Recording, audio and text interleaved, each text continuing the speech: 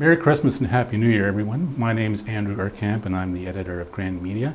And welcome to our year-end interview with Archbishop Richard Smith, Archbishop of Edmonton. So, Your Grace, welcome to this interview. And just so everyone knows, we're social distancing and taking appropriate precautions. So, welcome. Thank you. Thanks. I'm glad to be with you. Our first question, Merry Christmas to thank you very much, and you and thank your family. How did you spend your Christmas? It was certainly very different for everybody. Thanks for asking. It was different for me too. Now, normally, I would fly home on Christmas Day, actually, to Halifax. That's where I'm brought up. That's where my family still lives. And so normally what I would do is following the midnight mass, I'd get on a plane early Christmas Day, fly home, and then spend a few days there. But if I were to have done that this year, going to Nova Scotia with their restrictions, I would have had to quarantine for 2 weeks upon landing. And that just wasn't practical. So I had to make the decision to remain here. But fortunately, one of my sisters was able to fly out. Since I live alone with the current restrictions, I'm able to have 2 close contacts. So she came out. And we have a niece who lives in the area also. So we were able to spend some nice time together. It was great to have that visit. So celebrating here with my people here in the Archdiocese, and then to be able to combine that with some family time was actually really wonderful. How will you spend your New Year's Eve? Well, I think I'll probably spend New Year's Eve the way I usually do, and maybe even a little bit more intensely this year. What I mean is this. I like on New Year's Eve to spend some time in adoration before the Blessed Sacrament so that I can think back, with the Lord's help over the past year, try to understand maybe how He's been speaking to us in all of the various events, and then to entrust the upcoming year to Him and to His grace. So this has been a particularly tough one, and these difficult circumstances are going to be with us for a little while yet. And I do think the anxiety that has been inhabiting a lot of people's hearts over the last few months probably will continue for quite some time. And I think it's important for all of us, and I want to be part of that, to spend some serious time before the Lord and entrust it all to Him. So that's what I'll be doing for a good part of New Year's Eve. Okay, excellent. Since COVID-19 dominated 2020, and in the latter part of 2020, the bishops of Alberta and the Northwest Territories came out with a statement regarding vaccines. Could you explain a little bit about what that statement is and what the motivation was behind making that statement? Sure. So, but I'm happy to get to that, but just let me say this. I think as soon as you mentioned 2020 and the pandemic, there's all kinds of different questions that arise because of that and all the different challenges that we had, including this issue of vaccines, and I'll explain that in a minute. But I wouldn't want to let this moment pass without acknowledging that the greatest challenges of all in this past year are those that have been faced by people who actually came down with the disease, those faced by people whose loved ones died because of it, and then the extraordinary stress and pressure that was placed on healthcare workers and to care for everybody else. The point I'm making is that, we can think of all the different things that we had to grapple with throughout 2020, but as we look at those, let's not forget where the key pressure was. Now, to go back to your point about the vaccine. So, we have been as a society, as a world, looking forward to vaccines for quite some time. But as the anticipation was growing about vaccines, people were bringing to our attention some of the problematic elements morally that are involved in the development of some of those vaccines. Vaccine development and a whole lot of medical developments in the biopharmaceutical industry will make use of cell lines that derive from historic abortions that go back maybe 60 years or so. Right? Now, as soon as the Catholic mind hears that, we just recoil, because abortion is so abhorrent, and we want nothing to do with this. So we have to grapple with this reality and understand it, at the same time recognize that also part of our Catholic teaching, again related to our pro-life stance, is to be alert to the needs of the common good, society in generally, and doing our part to mitigate any damaging, dangerous situations to people's health, such as what we're having now in the pandemic. So how do we balance all of these two?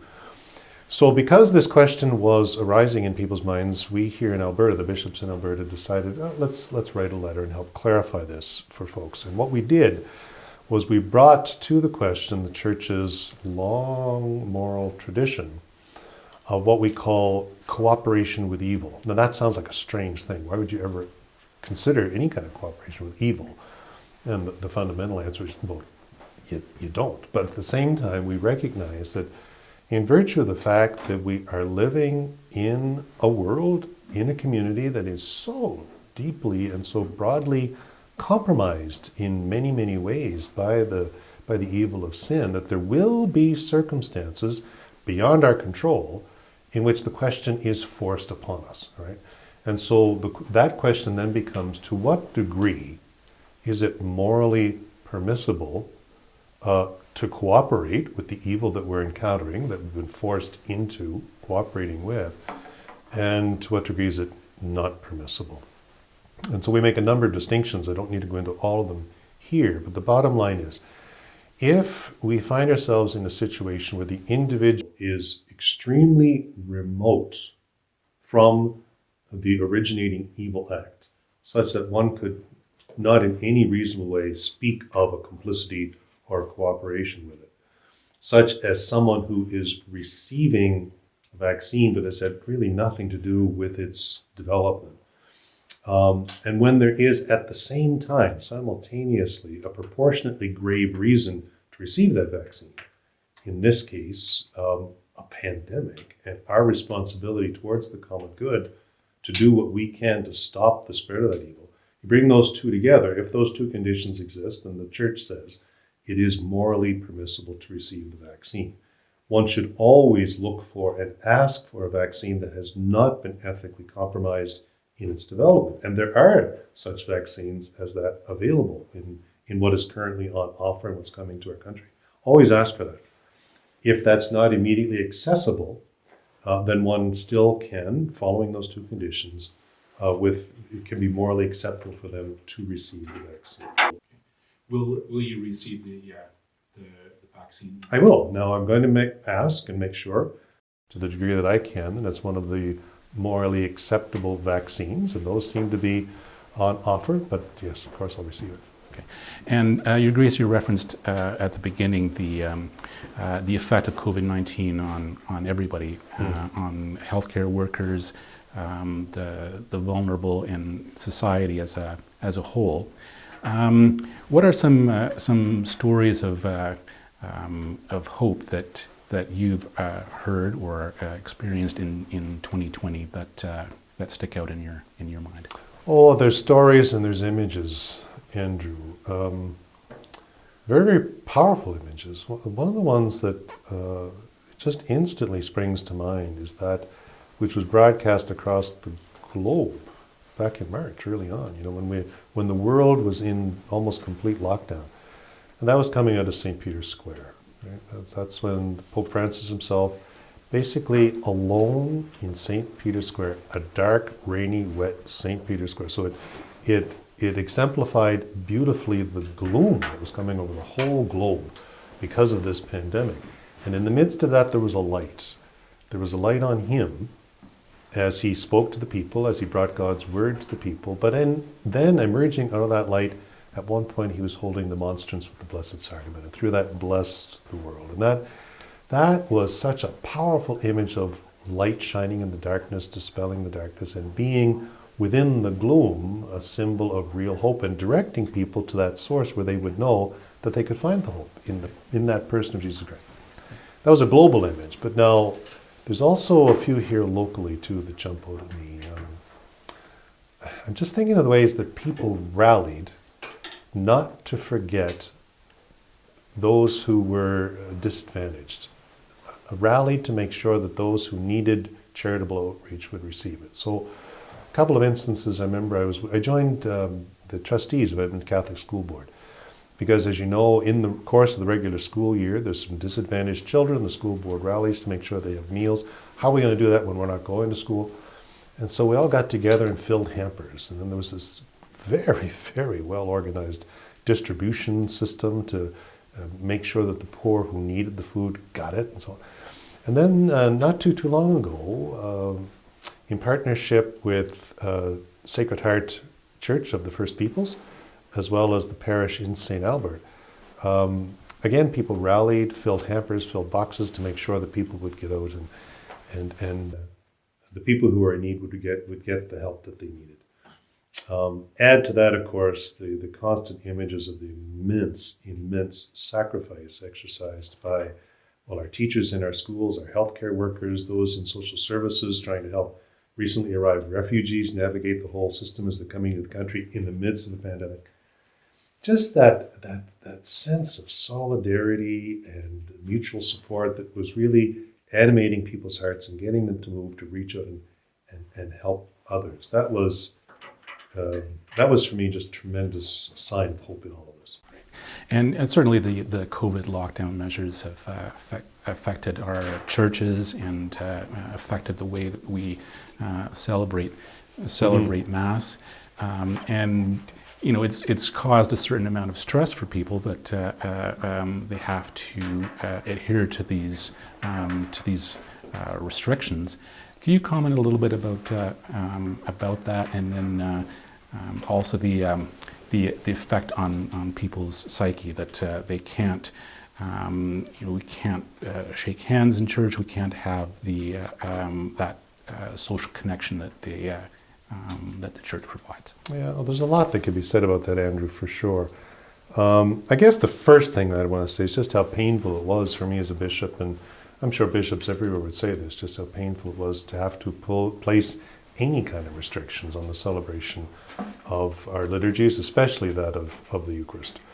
That's a decision that we obviously did not take lightly and could not take lightly, but recognized that it was necessary at the time. So in all of that, we kept asking ourselves, how do we work within what is possible, given the need to be protecting everybody, and still have celebrations that are worthy, that are dignified, that reflect the beauty, the mystery, the wonder of the Eucharist. And, I don't think anybody would say that what we did perfectly achieved all of that. The restrictions were just so constraining, and I do think it's fair to say we did our absolute best, and especially with the wonder of live streaming, the recovery of our tradition of a spiritual communion, being able to welcome certain groups of people, even though smaller than normal, obviously.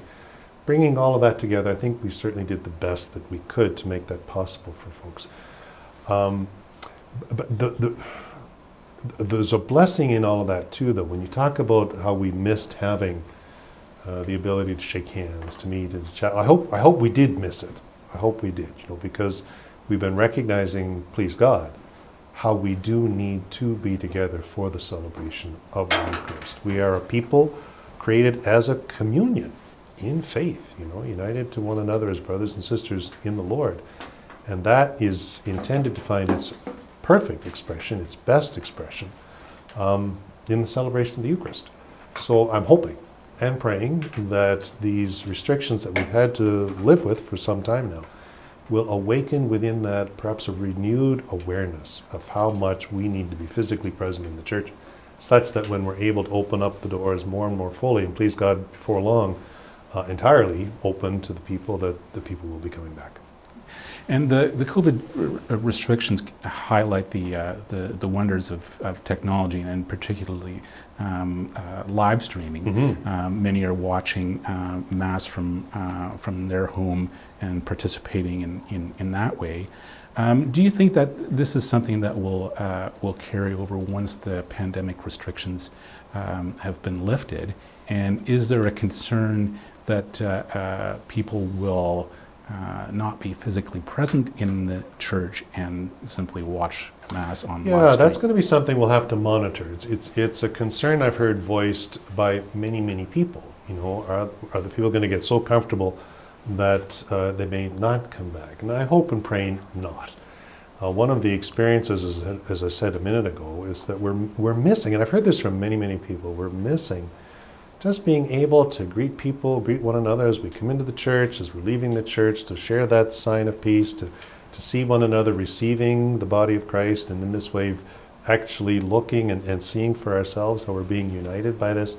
Hopefully the missing of that is what is going to draw people together. Now at the same time though, I think we're learning that there's a great gift in this ability to live stream, because we're reaching out and we're connecting with people that perhaps before now we haven't been able to connect with. Those who are legitimately confined to their homes for illness or disability, those who are living in long-term care facilities and so on. We can't let go of that. I think we need to find a way to continue that. We've also discovered in it that there's a unifying power in having people across the Archdiocese see one and the same celebrant or one and the same preacher. So how do we carry all of that forward at the same time, continue to encourage people that the intended, desired way to celebrate the Eucharist is physically present in the church? There's a lot to balance there, but I think if we monitor it and see how it all unfolds, we'll find the answer. And nationally, certainly Bill C6 and Bill C7 made headlines this past year.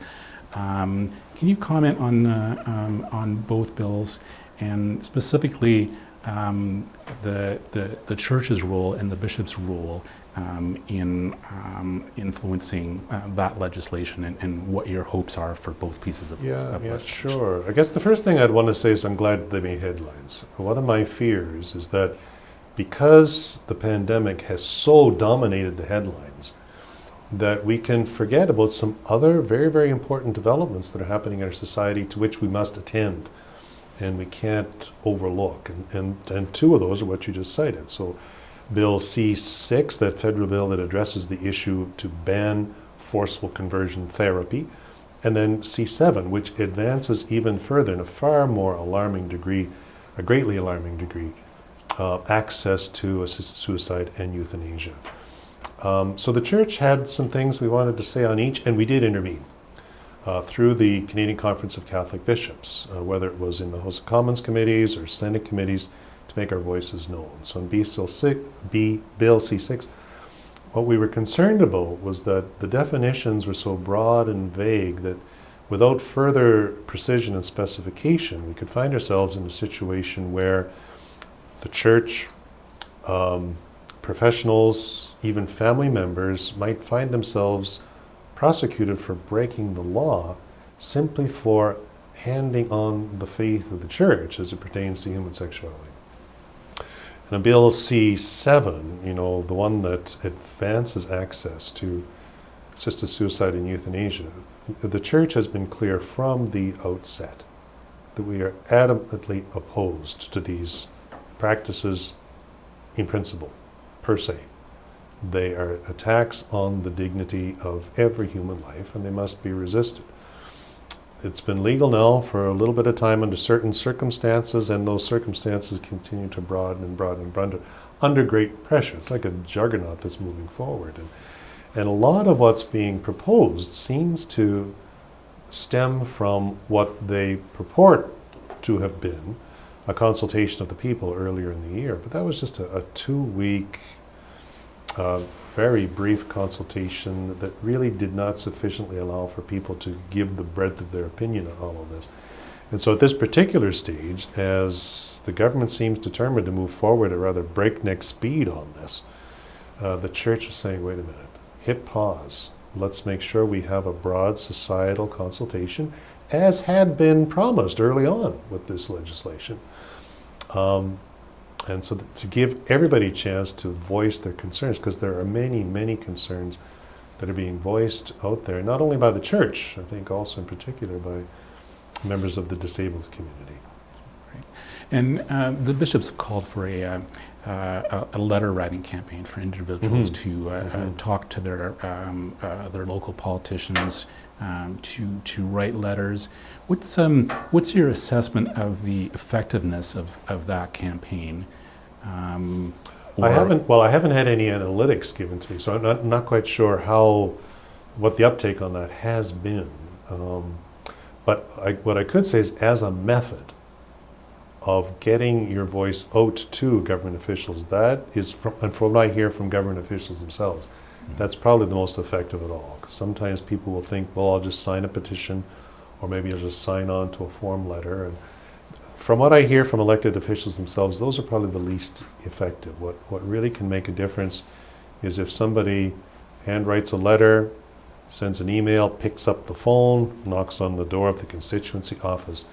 That's what signals to the elected official that this person is really, really serious, feels deeply and passionately about the issue. And so that's why we said write letters, reach out personally, make the contact, and let your voice be heard.